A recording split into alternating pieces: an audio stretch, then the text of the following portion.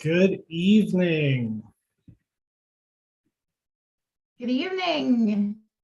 Hi, thank you for joining us tonight. And welcome to La Mesa. This is our second installation, and I am just elated that you all could join us. La Mesa means table in Spanish, and the speaker series was born out of the idea of creating a table for Latinx socioeconomic opportunity and belonging. Our goal is to amplify the voices of Latinx people, to showcase the exemplary diversity in our communities, and to envision an inclusive future for Latinos. Last week, we spoke with Sabrina Moreno, reporter for the Richmond Times-Dispatch. You can watch that conversation on our YouTube channel. I want to quote something that she said during the conversation, though. She said, "We don't see people as being an expert in their experiences. Who better to talk about what is needed in disability advocacy for immigrants than an immigrant who's navigating a disability? And what better person to talk about language access than the person who experiences it?" That quote encapsulates what we're trying to do here at La Mesa, hear from the experts on their own experiences as Latinos, Latinas, Latinx. I know you all are here to listen to Shanteny, but before I introduce her, just a few notes. First, an acknowledgement to all the people who've helped make La Mesa possible.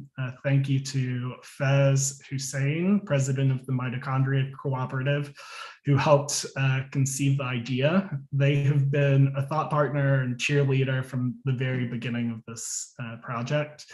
And to my assistant producer and younger brother, Chris Guzman, who is making sure that everything is running smoothly behind the scenes.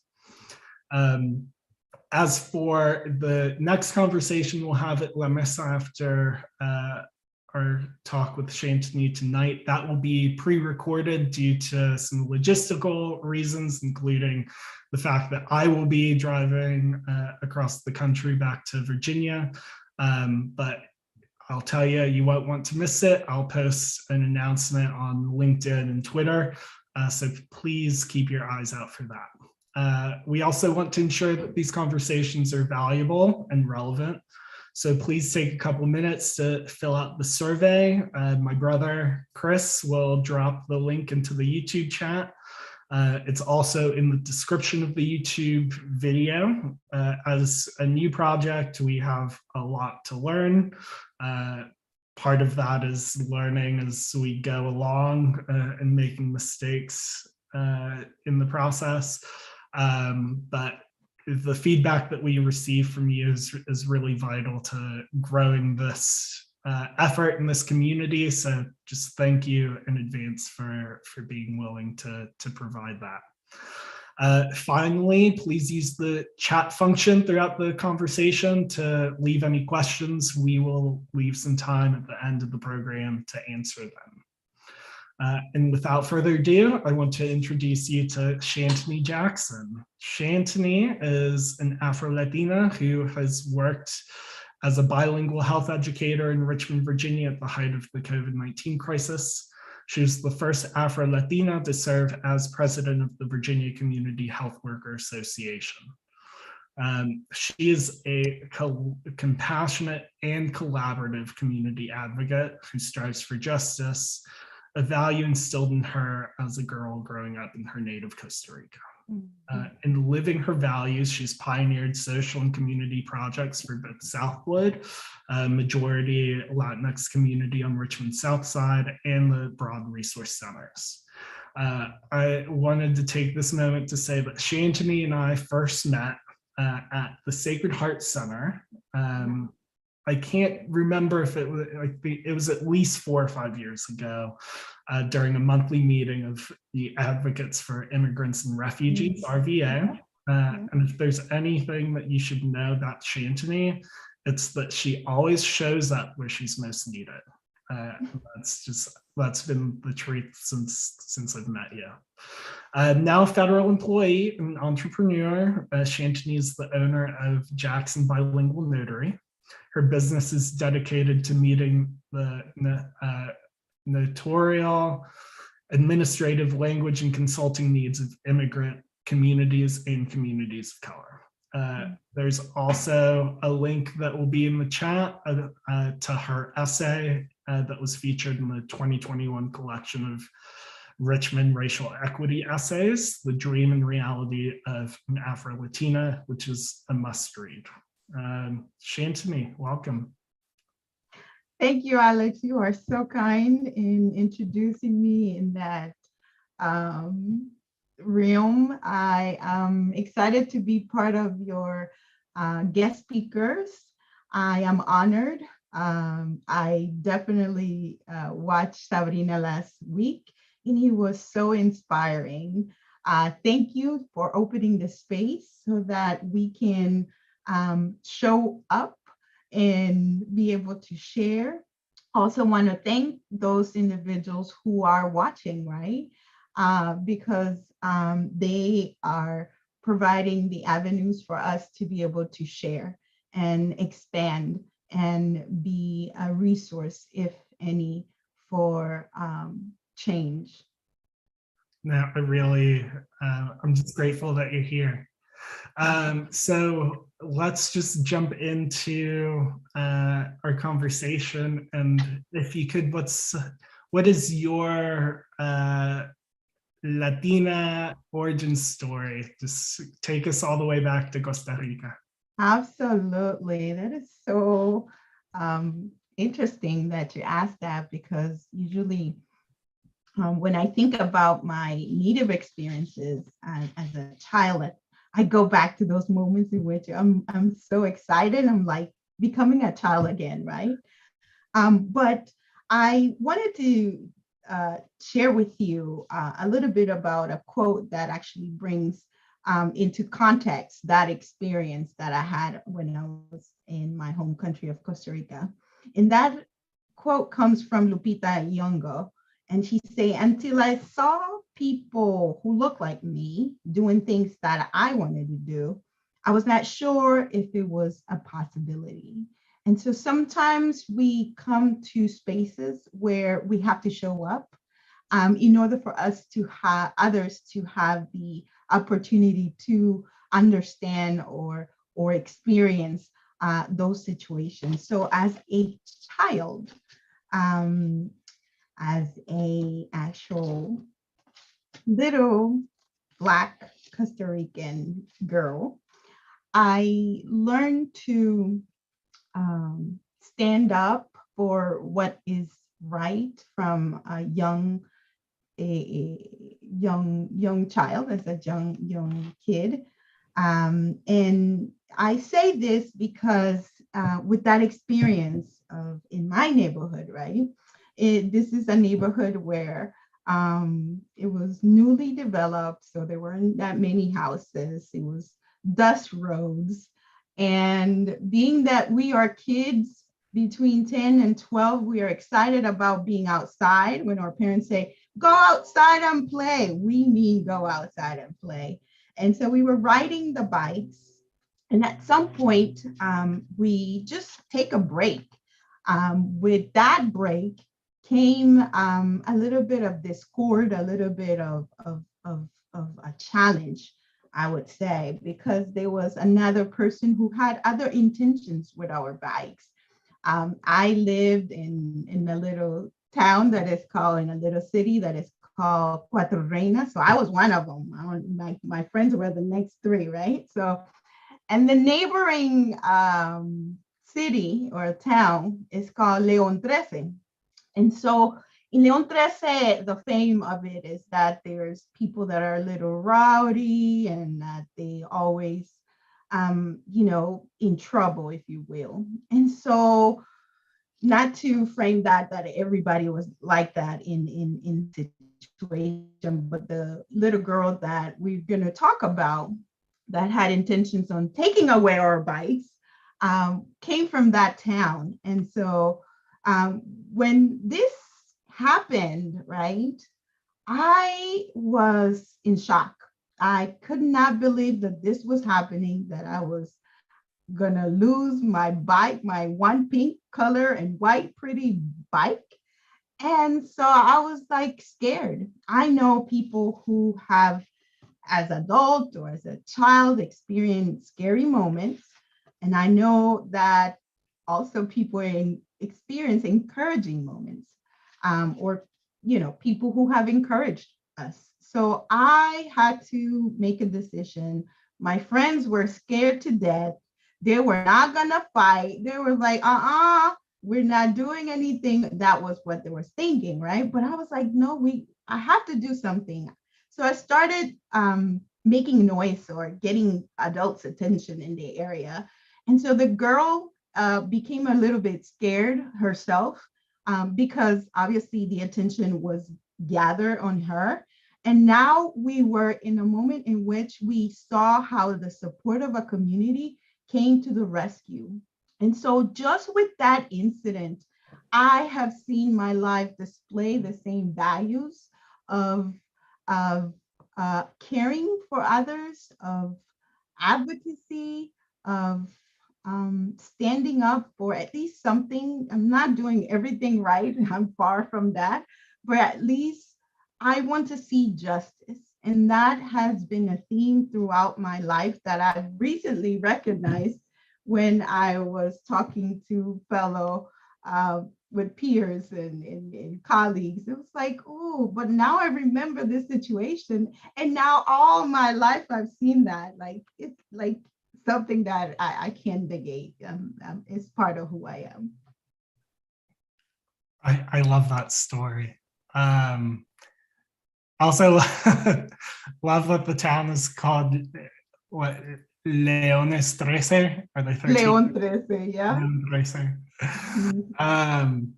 So what was it like for you growing up in Costa Rica?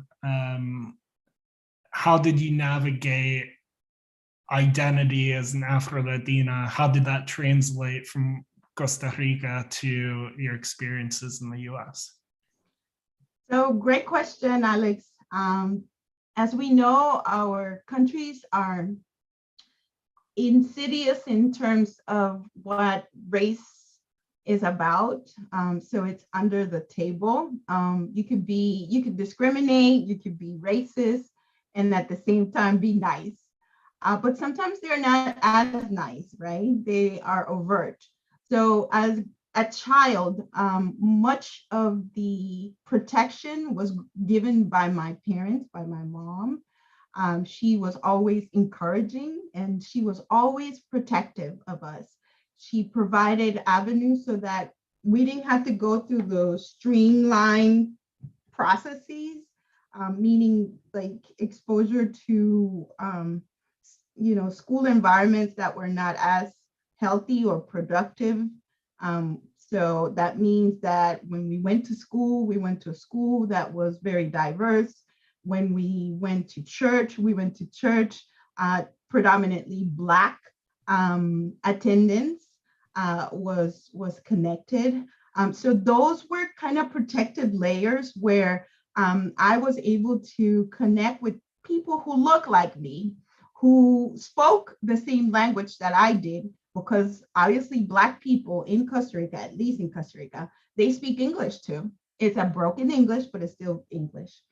And so a lot of the upbringings were based on English and Spanish experiences. The economics in which we were brought up were fair. So we didn't experience as much humiliation in terms of that aspect. But we, as a child, you still experience discrimination in terms of your skin color, how you have to navigate employment opportunities. So you have to groom yourself, you have to, do this and know this, and all of these dynamics that require some sort of insight, right? So if you didn't have that, then it was much more harder. Not to say that it is different now, but I think that in our native countries, at least in Costa Rica, there is opportunity for those who, are predominantly white. Opportunities are pretty much open for those who are white or are considered white, right? And we have few representation in terms of identity. It was not until 4 years ago that we have a vice president who was actually Black, female, so that was inspiring.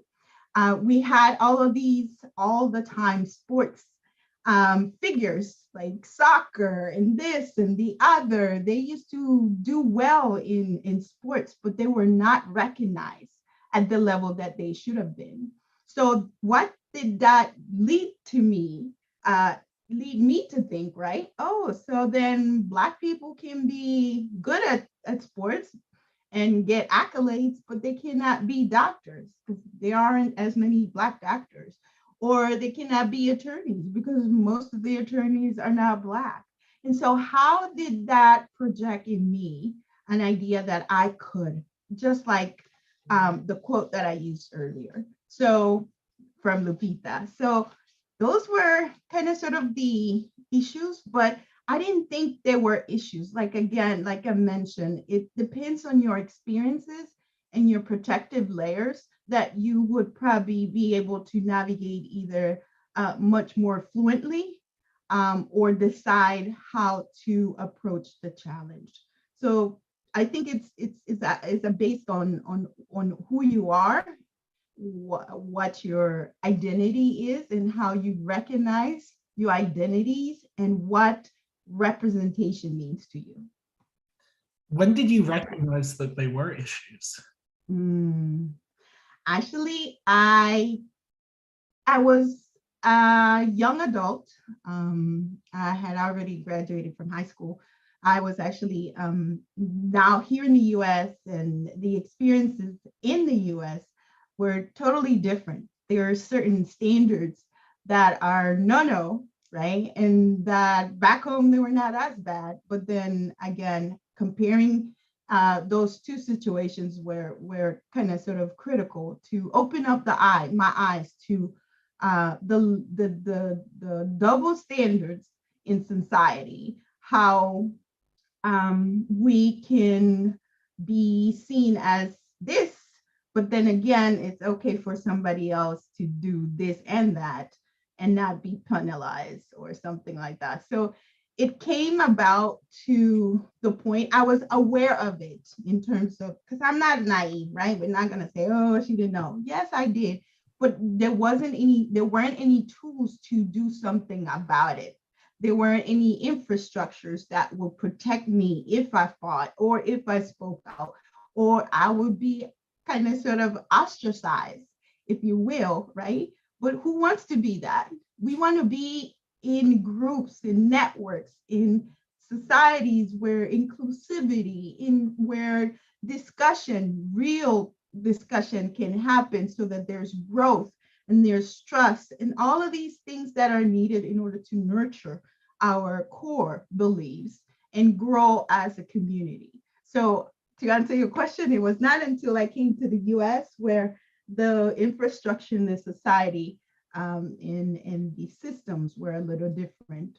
And so it allowed me to openly express myself. What about your experiences in the US really brought to light those questions of not just representation, but also belonging? And how did your identity kind of help you navigate those experiences? So as we know, experiences shape and frame our ability to be honest, to be respectful, to empathize with situations, to appreciate others, to trust, and to communicate. So for instance, when I became a much more mature adult in understanding the complexities of identity, right? Which identity builds upon premise of having kind of like a soup, right? My favorite soup is a soup that has sopa magi, which is your broth. Then it has chayote, which is squash. And it has papas, potatoes, yuca, which is yuca root or your cassava. And he has definitely dumpling, because that's my Caribbean soup ingredient. And this is gonna sound weird or nasty for some, but my chicken legs, right? And so all of that can be made an analogy with what your soup of identities are, right? So you have your race, you have your gender, you have your disability if you have a disability, you have your ethnicity, you have your sexuality, your socioeconomics, which we talk about that, your place of origin, right? Education, so many layers of ingredients in your soup that makes you who you are as an individual, even your hobbies. That is what identity means, or at least to me. And because I like to eat, then I make analogies that make sense too. Because I know there's a lot of people who like to eat. What's your favorite soup, right? And so we think about those identities and then frame them in terms of what have we experienced. So that's where we go into the experiences that make us unique or different. So my experiences as an adult are always similar. It could be similar to somebody else's, but the impact that had on me is totally different. So for instance, navigating the immigration system, like, right, the first time I came to the US, I came with plane. My mom had visa, I derived the visa too, because I was a minor. So I came with plane, right? And so that, not too many people have that experience, that smooth transition of an immigration process, even those who cross the border, because obviously there are some who have done that before. I could understand and relate. I've crossed the border and my experiences were different. Let us think about the immigration system itself, right? How complex that is, how the navigation experience, understanding what document, what form, how long do you have to, all of that is totally complex. And imagine if your soup or your identity did not have enough of academics or language, competencies, right? So what is that showing showing up in your experiences? People can relate. Yes, I can relate to you. Yes, I can understand you, but I don't know how it feels until I go through that same thing and I can speak about it from my perspective. So I did hopefully answer your question in terms of how identity reflected into my life. I had to recognize what my identity was, which was my soup. Then I had to understand how that identity was showing up in my life and that experiences that led to the experiences that I had that were unique of me, that could be similar to others, but that's what brings us together, right? That commonality. Well, you're making me hungry for my abuela sancocho, first of all. But how, you speak about your immigration experience. What do you want people to know about how your identity affected your experience across, making it across the border that might have been different from other Latinos? Right. So I just want them to know, and anyone who actually has or has not experienced immigration processes, is that we have to respect, right, the experiences of others. We have to understand that their experiences value.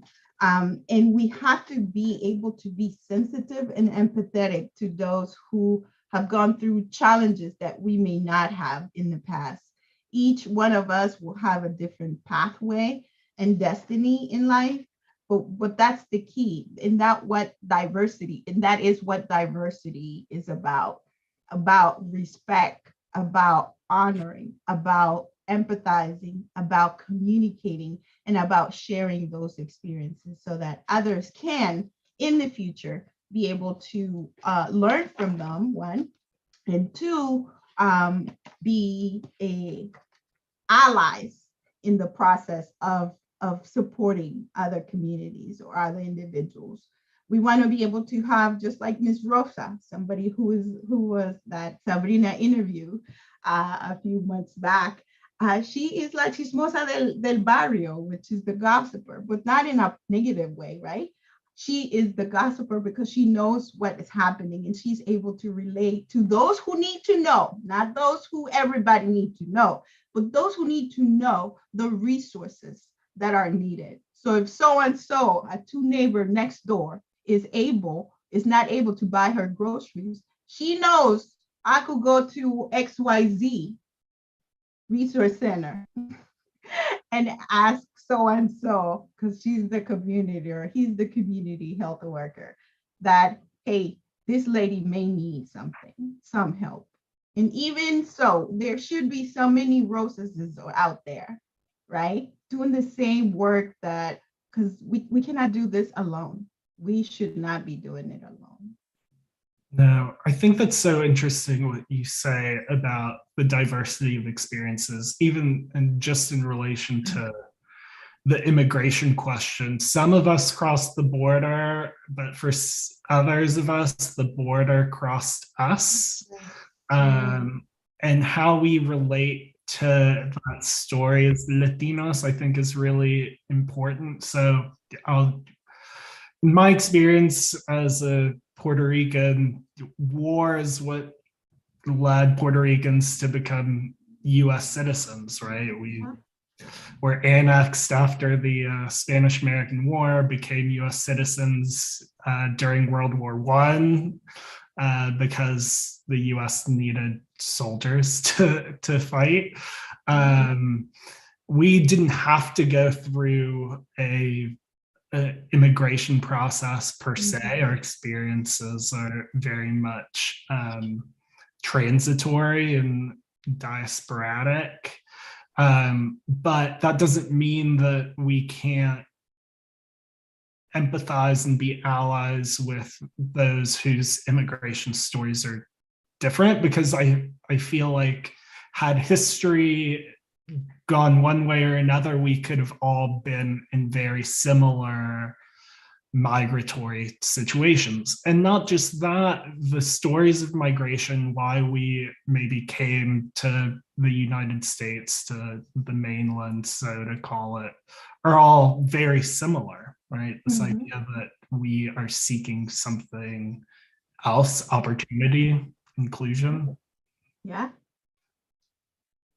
Exactly. I agree. As you mentioned earlier, the border crossed you with the Treaty of Guadalupe, 1848. So a lot of that has to do with the history. And we're going to probably talk about that later this afternoon, later on in the chat, about representation, because that boils down to that area where, a lot of people who had Mexican descent had to assimilate to certain expectations, because if not, their life was in danger. So we don't know the story behind the story. They don't tell us the story, right? And that's where diversity and inclusion models utilize premises such as speaking the history and the truth, because all the stories become truthful, just not the one version that is more popular in the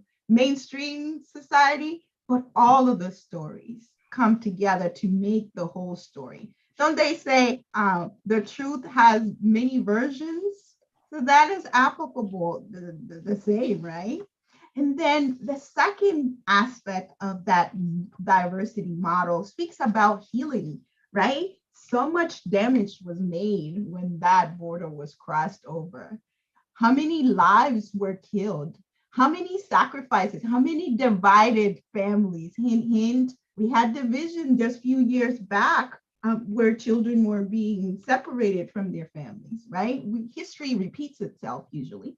And then how are we applying that history, that healing, if there was any, to our day and age? And even better, right? What our children or children's children are going to see.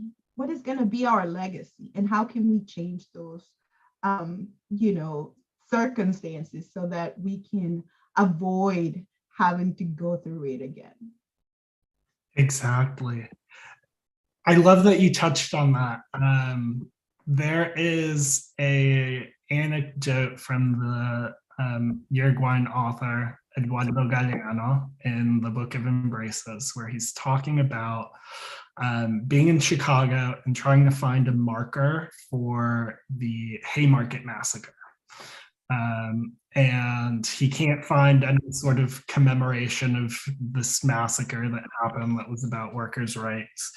And he ends the anecdote being in a store, and he finds this poster that reads this it displays an African proverb that reads, "Until lions have their own historians, histories of the hunt will glorify the hunter." And I feel like that's so much of our history is, especially in the context of the US, it's overwritten, it's ignored, it's buried.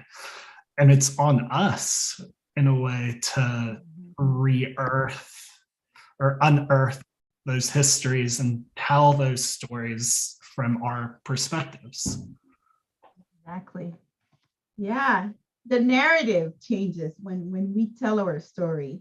That is why it's so important to be your authentic self, right? Tell your story values. Whether it was with a negative outcome, you still have experience. You're still a very much an expert in that field because you know what it felt, you know how how to resolve it, and that's the key. That's the strength. I like what America Ferrera says. She is a Betty La Fea, right? And that soap opera that was so famous in Central America. And even here in the US, they had to actually bring it out and do a version of it. And she says, my identity is my superpower, not an obstacle. And she recognized that because she embraced her Latinidad and her heritage and identity in a way that worked for her. It's not about how others want to frame your experiences, it's how you frame your experience, how you felt, how it was so detrimental or how so empowering that your story validates your reasoning of being who you are and what you stand for. And so that's the key. Amen. There's something that I wanted to bring up, kind of bringing this to the present. You wrote this in your racial equity essay, and there's a comment from Christopher Rashad that I think might help put this in perspective too, but let me read your quote. You say, historically, Latinos come from many different parts of the world. We have unique physical characteristics and diverse cultural experiences. Although some people think Afro-Latinos are anomalies, Afro-Latinos represent 24% of the entire US Hispanic or Latino population. The African diaspora and ancestral roots are eminent reflections of rich cultural and multiracial characteristics. Our physical appearance, skin color, cuisine, dance, religious and ceremonial practices contribute to the numerous racial identities and cultural dimensions of being Latino. And before I get you to comment on that, I do want to read this comment from Christopher, because he says he's looking at the 2011 racial census data of Costa Rica, which says that 68% of the population of Costa Rica identifies as white, and he's never looked at that country as being predominantly white. So what can you say about identity, race as Latinos, how that, you commented a little bit about that experience for you in Costa Rica. How does that then come to translate here? Yeah, so I'm going to start with the information, the data. Remember that data is self-reported, right? Depending on how your identity has been developed in your upbringings, you may identify with being white, right? Whether because one, your experiences as a Black, living as a Black person may have been, poor or not as positive, then you may be a mix and you choose the other side, which would be white or predominantly. So it is true that the vast majority of the population are predominantly white or mestizo, right? And so the identities that we as young children are provided with as we inherited our values and beliefs also are transformed with the experiences that we have outside of the home. I could think about friends who grew up Black, right? Even darker than I am. And they, because of their negative experiences, they were told they were too Black, they were told this, they were told that, they were secluded, right? Those experiences were negative experiences, and therefore they wanted to transform the narrative, right? And have kids who didn't have to go through that. So that was their thought process. Even now, we still have stories in which, Black persons marry white persons in order to have lighter children so that the children do not have to experience that. But then again, there is the question, is this your child? Because actually a colleague said that, oh, somebody went to the store and is that your child? Please, again, we're in the 21st century. We are free to do whatever we want to. But again, framing that in that respect also answers a lot of questions in terms of how identity is being reflected in our population and community. And why those experiences or why that number is continuously increasing, right? And the upbringings that bring about awareness and authenticity, positivity, and representation, right? So if I see somebody who looks like me and they're doing great things, I could think the same thing. I could do that. I'm part of that. And she looks like me, just like I write in my essay. Celia Cruz was an example, a motivation for me. And when I was coming up, she went through a lot of struggles. She defended her Cuban Cuban country, and provided avenues for Cubans to come to the mainland. But she always excelled in everything that she did, even as she was the queen of the salsa, right? And so I want to be like her. I want to be la queen of the salsa. But nonetheless, I'm taking the side, the joke, every joke's aside. It's important to recognize the identities that we have nowadays in our African and Caribbean communities, right? And how these stories are being told to our children or next generation, so that they can understand and recognize their value as humans, but also value as their heritage, because that's going to reflect on how they identify. It's interesting because I went to New Zealand once and I looked at their application for birth certificate, and they have an option in which they don't have to choose an identity, an ethnicity. So the two ethnicities are usually our Maori, which is the indigenous, and then, the white or any other option. But there's other, right? So you don't want to be all of that. You could be other. So why can't we be other, right? But that's a process. That's a process we are not ready to get to. But hopefully I was able to answer your question in terms of how identity is reflected into the data and how identity is reflected in us as human beings, and why our negative experiences usually have a detrimental impact, especially in Black community, in terms of what they identify or prefer to identify as. Right. That hits on this history of how in our respective countries of origin, we are, Costa Rican, Puerto Rican, Colombian, but when we come here, we've got to be categorized.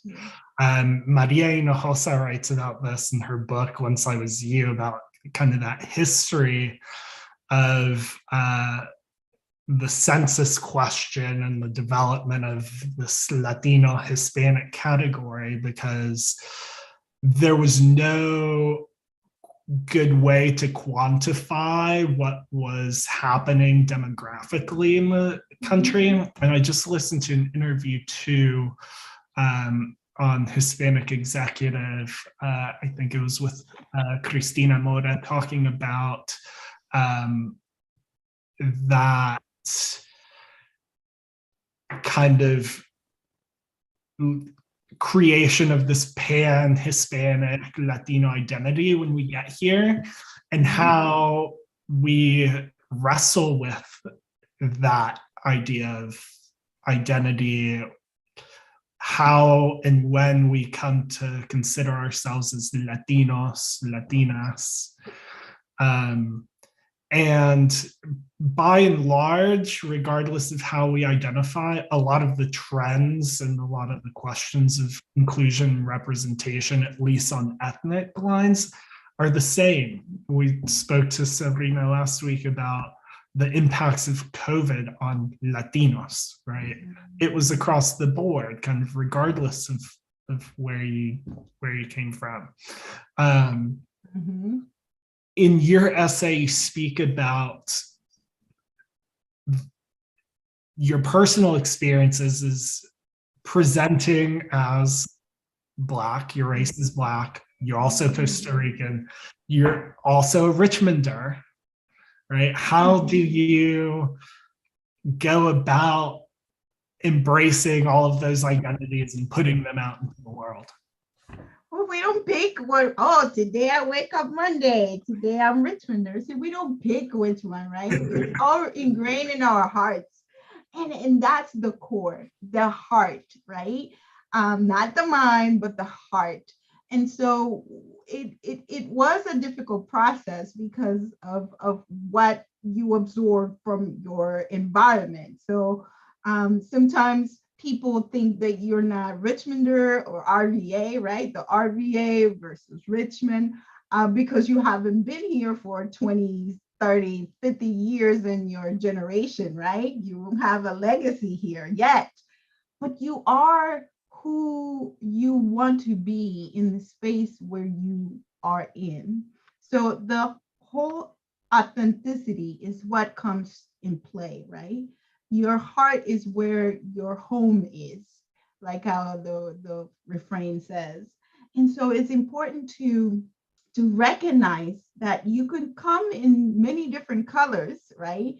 And have an accent, because that's, beautiful, but that doesn't negate that somebody else is not going to ask questions about that. That it's actually an opportunity for you to expand and represent and identify who you are as an individual, and share and expand their awareness so that they can know more, so that they can look into history, how Costa Rican slave trade came into effect, just similar, not equal to what our brothers and sisters, African Americans here in the US, had to experience, which again, with my hand in my heart, it's terrible.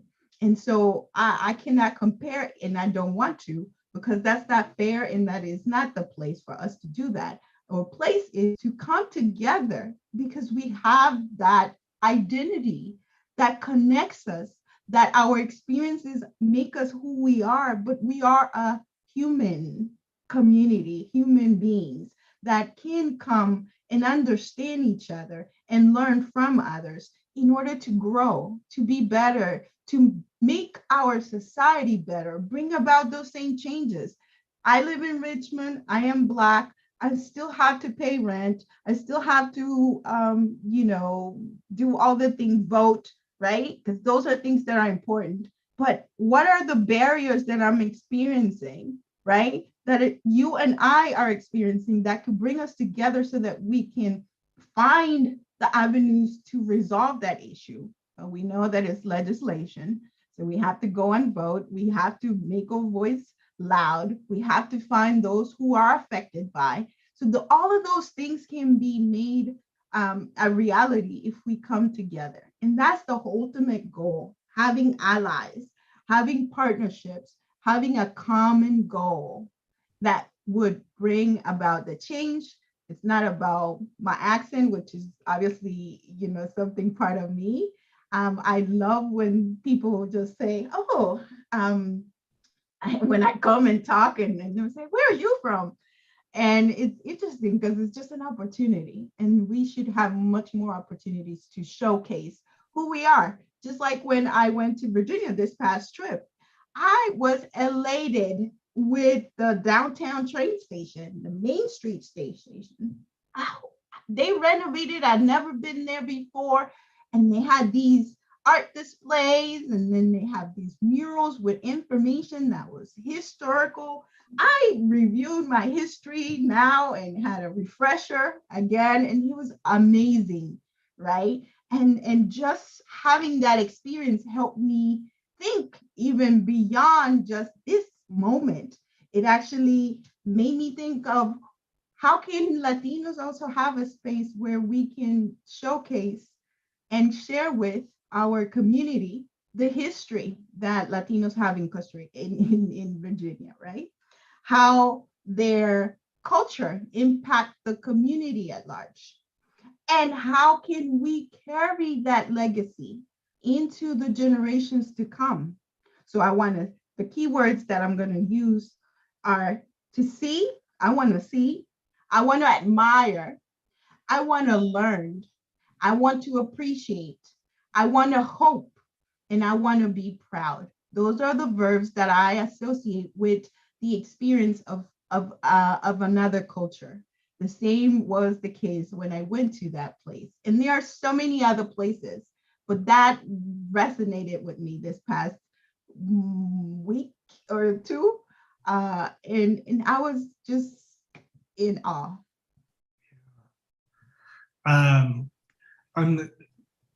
Christopher Rashad is really coming in with these just incredible and relevant comments. He goes, tonight's conversation made me go back and look at the colonization of Costa Rica and other countries.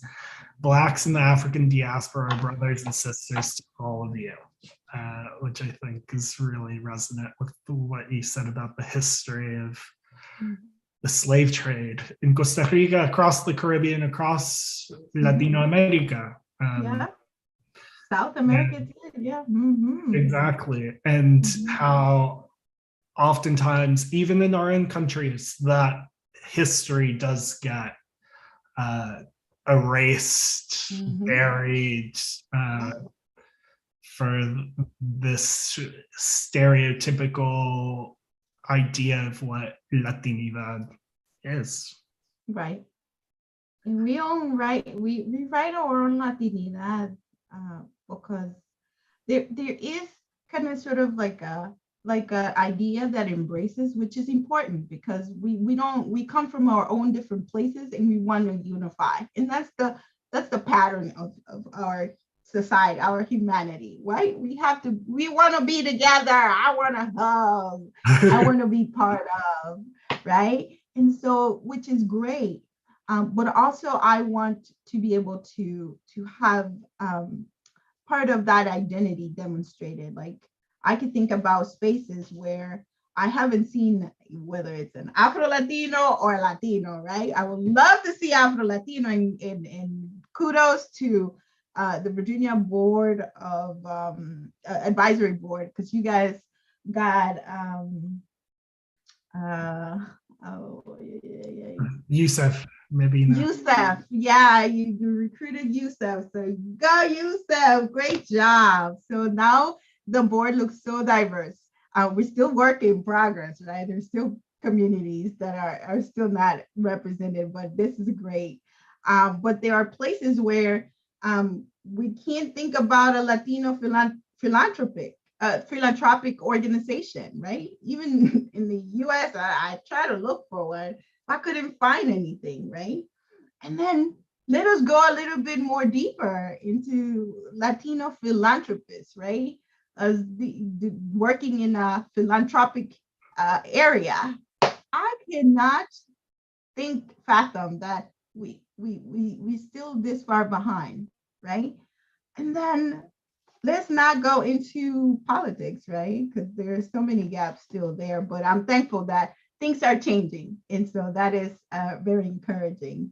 But this is just an important note that I have to put out, is that we want to be seen, we want to be heard, and we want to be acknowledged. And those are three things that representation gives individuals, communities, and groups: the ability to be seen, the ability to be heard, and the ability to acknowledge them, that they are there.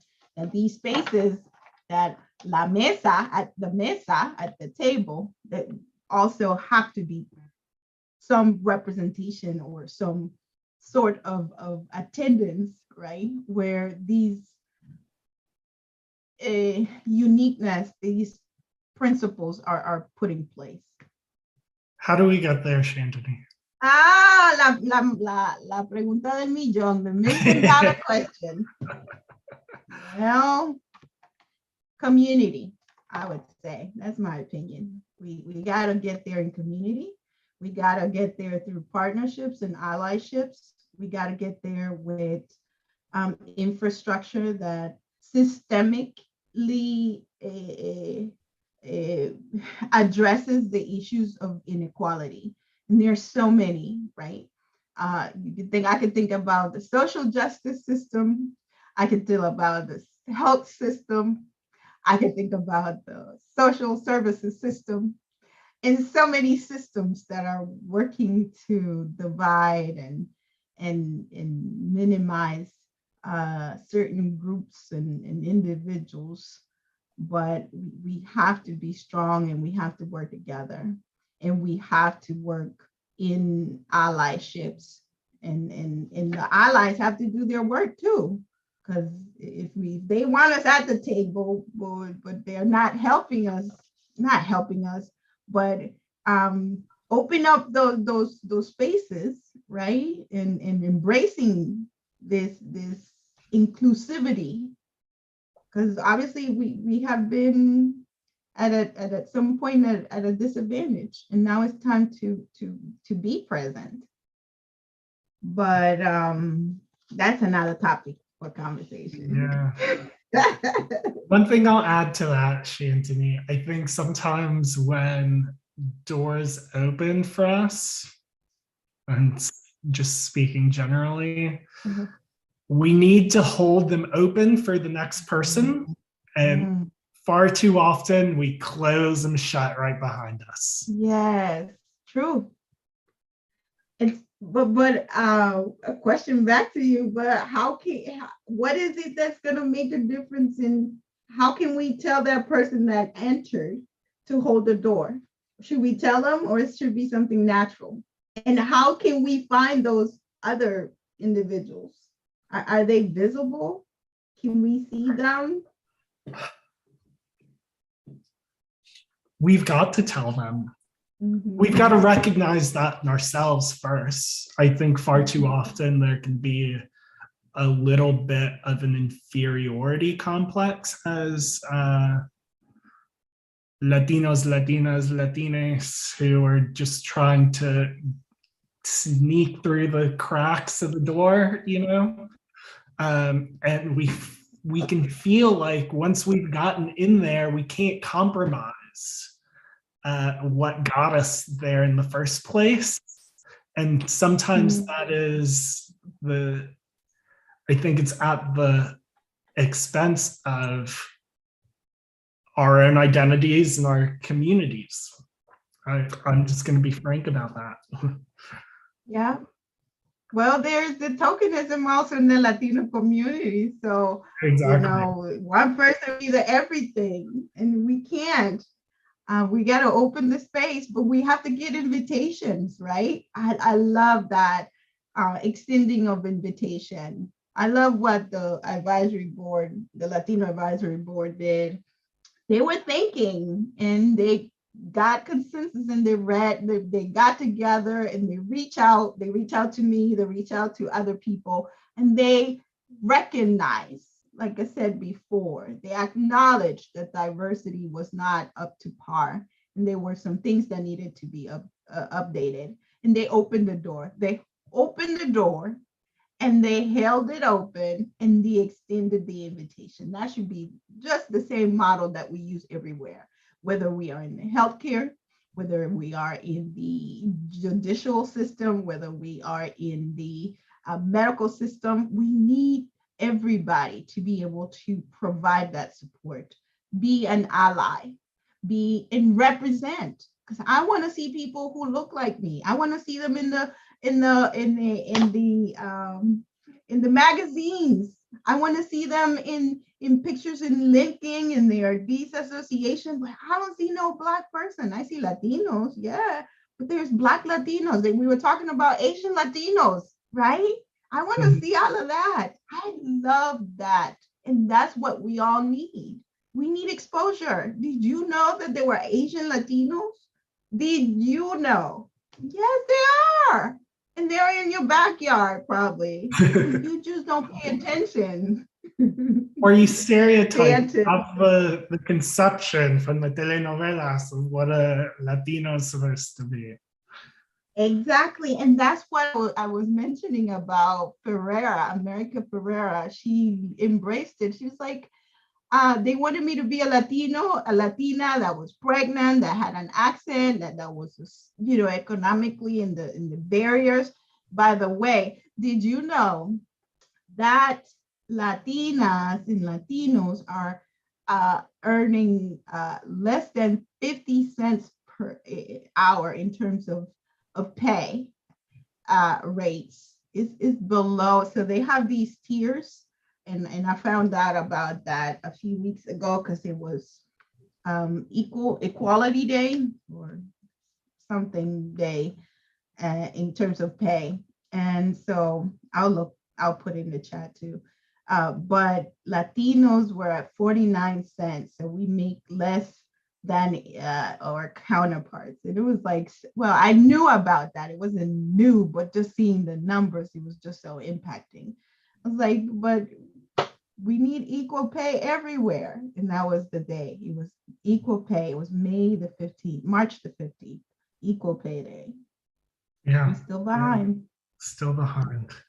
Well, Shanteny, this has been fantastic. We're about at time. There are two things that I wanted to mention before we close out. The first one is, and some folks in the audience know this and don't, life has funny ways of sending you places. Shanteny and I are both broadcasting from California. I'm headed back in a week to Virginia and excited to be back. Shanteny is looking for opportunities back in Virginia. So if you know of anything, think of her, please, please, please, because she is just an amazing person who has done incredible things for our community, all the communities in Richmond. So please keep her top of mind. And then the way that we typically close out, and started this with Sabrina last week, supporting Latino, Latinx businesses and restaurants. So tell me, what is your favorite dish and where to get it? Okay, so I'm gonna use Virginia since I'm a Richmonder, right? So I love Lindo Amanecer. Lindo Amanecer is two places actually. Lindo Amanecer and well, I'm gonna tell you first about Lindo Amanecer. Lindo Amanecer, I love their steak. So they have, I usually take the numbers, number 10. So I don't know what it's called, but for me, that's number 10. I always have it. So it has a steak or chicken, and then your rice, your beans, your plátano, and obviously your tortillas. And so that is similarly with Gallo Pinto. So Lindo Amanecer is in Broad Rock, and Gallo Pinto is on Hall Street, right across from the school, Elkhart, old Elkhart. And right there, that's my place, because they actually Gallo Pinto is a typical dish in Costa Rica that is based, usually served in the morning. So they were owned originally by Costa Rican business owners. So it was really nice. Anyways, to tell you the truth, all dishes at Gallo Pinto are really good. But my favorite is el casado, which is a typical dish. When you go to Costa Rica, you have to have it, Alex. It's a delicioso. It's muy delicioso. And it has the same premise as I said before, rice, beans, your tortillas. This one has a fried egg and ensalada rusa, which is a beet salad with tomato. It's really good, plantains and everything. So you have two meals there, but because I'm such a gluttony person, I eat all of it in one sitting. It is delicious. And then don't forget to get your natural drink so that you'll be healthy, right? No Sprite, no Coke, no nothing. Get to tamarindo is what is the best drink ever. Try it. So you know about it, but the people who's watching, tamarindo. That sounds delicious. Well, I hope that we can share a meal at Gallo Pinto when we're back in Virginia. Absolutely. Just a few comments before we close out. Emily says, seen, heard, acknowledged, I hear you. And Shakina says, wow, first time she has ever even heard the term Asian Latina. There's a whole history of migration from China and Japan to the countries of Latin America, and maybe we can talk about that sometime. Shanteny, this has been fantastic. I really just appreciate you taking the time to share your experiences and your insights, your thought leader, and I'm so grateful to know you. Thank you, Alex. It's my pleasure, my honor. Thank you for the invitation. Thank you for those who participated in the chat and were watching. I'm hoping that you take away at least something, one thing about what we discussed today, and that you can take it and bring more impact to benefit our communities at large. And I am so proud of you and so excited to have met you and be considered your friend, because this work is something that it was needed and very important. So I'm so honored and I'm thankful for everything that you're doing and how this project is going to excel, and it's going to grow, and it's going to be an amazing opportunity to elevate the voices of Latinos, the history of Latinos, the culture of Latinos. Maybe we don't have it in a specific building, but you have started this work that is so important. So thank you so much. Just want to keep building it. Thank you. Thank you. Okay, and that is it for our conversation tonight at La Mesa, and there will be more announcements soon.